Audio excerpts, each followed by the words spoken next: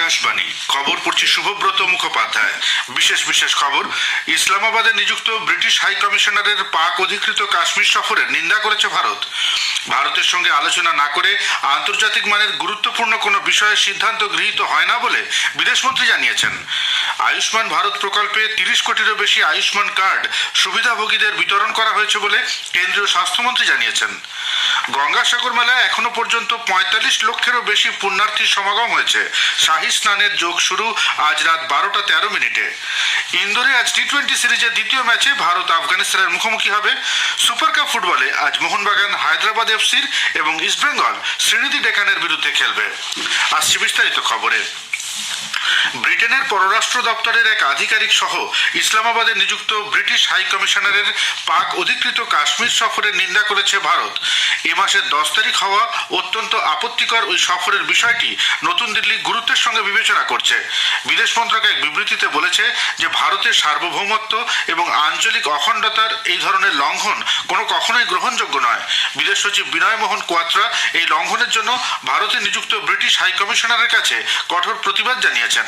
মন্ত্রক স্পষ্ট জানিয়েছে যে জম্মু কাশ্মীর এবং লাদাখ কেন্দ্রশাসিত অঞ্চলগুলি ভারতের অবিচ্ছেদ্য অংশ ছিল, আছে এবং থাকবে। বিদেশমন্ত্রী এস জয়শঙ্কর বলেছেন, ভারতের সঙ্গে আলাপ আলোচনা না করে বিশ্বে কোনো বড়সড় সিদ্ধান্তই এখন গৃহীত হয় না। তিনি গতকাল মহারাষ্ট্রের নাগপুরে মন্থন টাউন হলে এক বৈঠকে বলেন, ভারতের যেমন পরিবর্তন ও অগ্রগতি হয়েছে, তার সঙ্গে পাল্লা দিয়ে পরিবর্তন হয়েছে এই দেশ সম্পর্কে বিশ্বের মানসিকতাও। ডক্টর জয়শঙ্কর আরও বলেন, ভারত বর্তমানে বিশ্বের 5ম বৃহত্তম অর্থনীতি। আগামী দিনে তারা 3য় বৃহত্তম অর্থনীতি হিসেবে আত্মপ্রকাশ করবে বলেও তিনি প্রত্যয় ব্যক্ত করেন। বিদেশমন্ত্রী ডক্টর জয়শঙ্কর দুদিনের সফরে আজ ইরান যাচ্ছেন। দুদেশের মধ্যে বর্তমান উচ্চ পর্যায়ের বিনিময়ের অঙ্গ হিসাবে তার এই সফর বলে বিদেশ মন্ত্রক সূত্রে খবর। ইরানের বিদেশমন্ত্রী ডক্টর হোসেইন আমির আবদুল্লাহিয়ানের সঙ্গে দুদেশের মধ্যে দ্বিপাক্ষিক, আঞ্চলিক ও আন্তর্জাতিক বিভিন্ন বিষয়ে তিনি মতবিনিময় করবেন। ভারত ইরান অংশীদারিত্ব, রাজনৈতিক সহযোগিতা, অর্থনৈতিক সংযোগ স্থাপনের ক্ষেত্রে গৃহীত উদ্যোগ এবং দুদেশের জনগণের মধ্যে পারস্পরিক সম্পর্ক আরও মজবুত করা এই সফরের গুরুত্বপূর্ণ বিষয়গুলির মধ্যে রয়েছে বলে বিদেশ মন্ত্রক থেকে এক বিবৃতিতে জানানো হয়েছে। কেন্দ্রীয় স্বাস্থ্যমন্ত্রী ডক্টর মনসুখ মান্ডভিয়া বলেছেন যে 30 কোটিরও বেশি মানুষ প্রধানমন্ত্রী মোদীর বিনামূল্যে চিকিৎসার গ্যারান্টি পেয়েছেন। এক সোশ্যাল মিডিয়া পোস্টে মন্ত্রী জানিয়েছেন, আয়ুষ্মান ভারত প্রধানমন্ত্রী জন আরোগ্য যোজনার আওতায় 30 কোটিরও বেশি আয়ুষ্মান কার্ড সুবিধাভোগীদের বিতরণ করা হয়েছে। এই প্রকল্পটি দুর্বল পরিবারগুলিকে বার্ষিক 5 লক্ষ টাকা স্বাস্থ্য বীমা প্রদান করে। এটি সারা দেশে 10 কোটিরও বেশি দরিদ্র পরিবারকে উপকৃত করার লক্ষ্যমাত্রায় নেওয়া হয়েছে।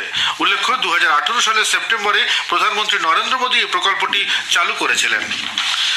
প্রতিরক্ষামন্ত্রী রাজনাথ সিং সীমা সড়ক সংগঠনের বিভিন্ন চালু থাকা প্রকল্পে নিযুক্ত দৈনিক বেতনভুক্ত শ্রমিকদের জন্য একটি গোষ্ঠী বীমা প্রকল্প চালু করার প্রস্তাব অনুমোদন করেছেন।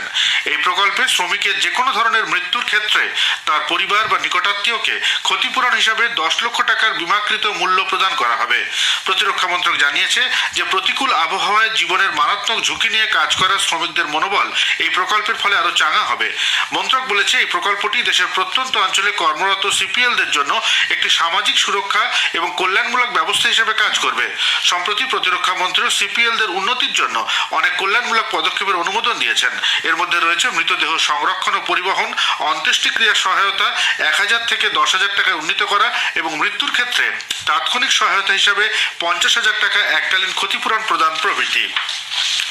বিজেপি সভাপতি জেপি নাড্ডা প্রথমবারের ভোটারদের কাছে পৌঁছানোর জন্য নমো নব মতদাতা নিবন্ধন পোর্টাল চালু করেছেন।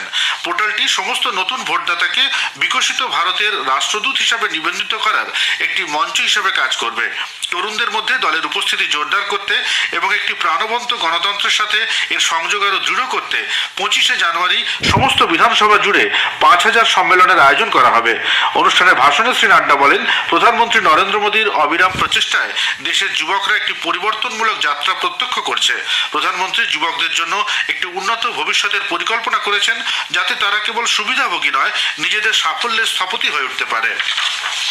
কেন্দ্রীয় মন্ত্রী ডক্টর জিতেন্দ্র সিং বলেছেন যে কর্পোরেট সামাজিক দায়বদ্ধতা সিএসআর কেবল দাতব্য এবং পরোপকারের বিষয় নয়, বরং সমাজের প্রতি কর্তব্য।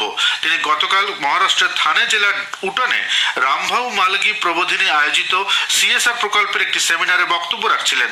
সিএসআর স্কিমের সাফল্য এবং ভবিষ্যৎ নিয়ে আলোচনা করার জন্য সেমিনারটির আয়োজন করা হয়েছিল।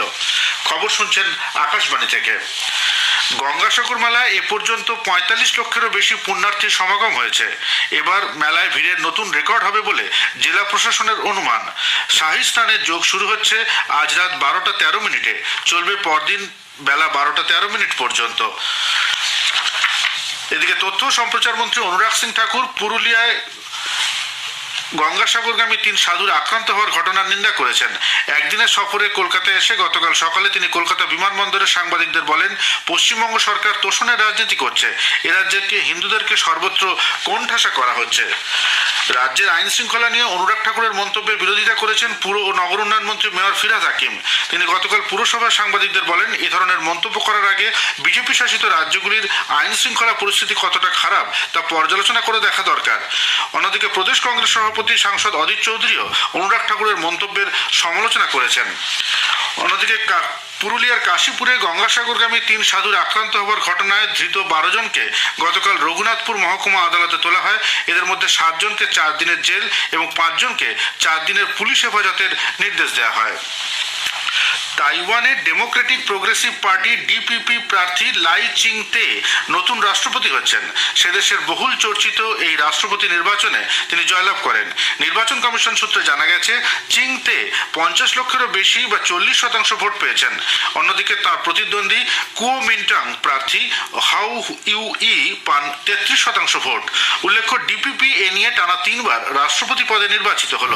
এর আগে ২বার ক্ষমতায় আসীন হন সাই ইং-ওয়েনার। নির্বাচিত হওয়ার পর তাইওয়ানের পূর্বতন মেয়র লাই জাতীয় প্রতিরক্ষা, অর্থনীতি ও গণতান্ত্রিক শরিক দলগুলির সঙ্গে সহযোগিতার সম্পর্ক আরও জোরদার করার অঙ্গীকার ব্যক্ত করেন। নেপালের লুম্বিনী প্রদেশে একটি যাত্রীবাহী বাস রাপ্তি নদীতে ডুবে যাওয়ার পরে ২ ভারতীয় সহ কমপক্ষে ১২ জন নিহত এবং ২৩ জন আহত হয়েছে। সংবাদ সংস্থা সূত্রে খবর, শুক্রবার গভীর রাতে নেপালগঞ্জ থেকে কাঠমান্ডুগামী বাসটি ভাগলুবাংয়ের রাপ্তি সেতু থেকে উল্টে নদীতে পড়ে গেলে দুর্ঘটনাটি ঘটে। নেপালের কাঠমান্ডুতে ভারতীয় দূতাবাসের সহযোগিতায় ভারতীয় নাগরিক সমিতি গতকাল প্রবাসী ভারতীয় দিবস ২০২৪ উদযাপন করেছে। নেপালের ইন্ডিয়ান অ্যাসোসিয়েশনের সভাপতি মনোজ কান্দই নেপালের অগ্রগতিতে ভারতীয় প্রবাসীদের অবদানের বিষয়ে বিস্তারিত তুলে ধরেন।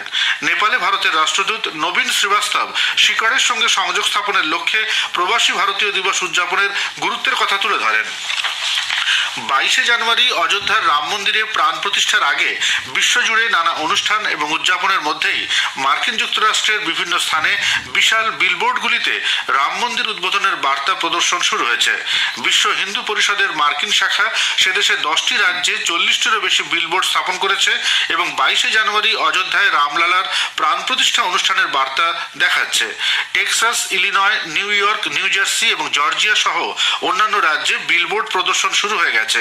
অ্যারিজোনা এবং মিসৌরিতেও আগামীকাল থেকে এই প্রচার শুরু হবে। নিউ জার্সির হিন্দু সম্প্রদায় আনন্দে মেতে উঠেছে এবং অধীর আগ্রহে জমকালো উদযাপনের জন্য অপেক্ষা করছে। অযোধ্যায় রাম মন্দিরের উদ্বোধনকে স্মরণীয় করে রাখতে মার্কিন যুক্তরাষ্ট্র জুড়ে হিন্দু আমেরিকান সম্প্রদায় বেশ কয়েকটি গাড়ি সমাবেশের আয়োজন করেছে এবং অযোধ্যায় প্রাণ প্রতিষ্ঠার জন্য আরও অনেক অনুষ্ঠানের পরিকল্পনা করেছে।